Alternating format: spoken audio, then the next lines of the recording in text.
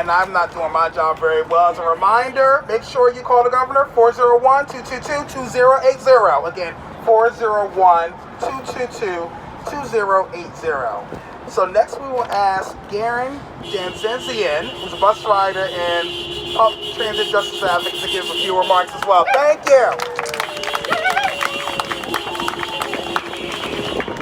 Can you hear me? Yeah. Alright, sorry. I don't have too much to say other than,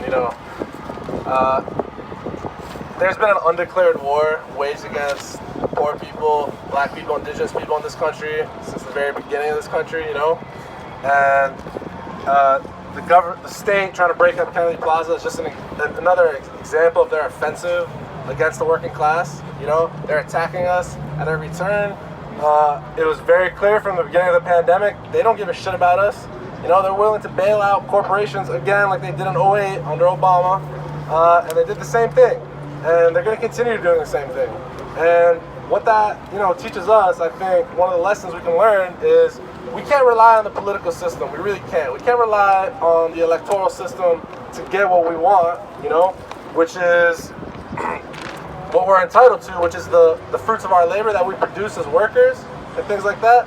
So, this is one of those attacks, and it's our turn to go on the offensive. We have to do what we can to secure comfort and resources for our loved ones and, our families and our neighborhoods and things like that, but we're not going to get it by voting, simply just voting. Like, that's one thing we can do, right? It's a tactic in our arsenal, but we got to use everything. We got to use the whole toolbox, so to speak. And we got to force them to give up these funds and implement them in a way that makes sense to the people who actually use the bus. You know what I'm saying? Like, I don't know if you ever see Gina Raimondo. She does these little photo ops on the buses. She doesn't give a shit.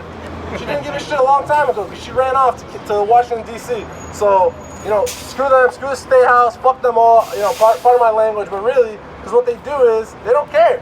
They don't care. So it's on us to do it ourselves, you know what I mean? It's on the bus riders to do it ourselves. And I don't mean that in some, pull yourself up by your bootstraps way. I mean that in it's our we gotta take responsibility for our lives. And part of the way is by doing that is by showing we don't need we don't need politicians. We don't need political leaders. The people can do it themselves. We gotta self-govern. And that's part of the way we gotta move forward is by self-governance. And, take back what we're owed. And, my apologies. And, the thing about Kennedy Plaza is that there's a lot of different things that coalesce here in terms of what's at stake, right? Because the people who use Kennedy Plaza, not only are there people of color, black and brown people, but there's also poor people, right? And there's also women, and there's also people who are disabled. And as, previous speakers have mentioned, it's a matter of the environment. So this is a multi-dimensional issue that we all need to, that we're all entitled to be able to take responsibility on and fight for, So, yeah, I don't have much to say other than, I think besides the march, everyone here, we have to figure out how we can follow up and what's next, right? Because I think what we learned from last summer is that marches and protests isn't the only way to do it. It's one example, but we got to keep a sustained long-term movement that can actually pressure the state to give up the resources that we need. You get me? Yeah, that's all I got to say. Thank you.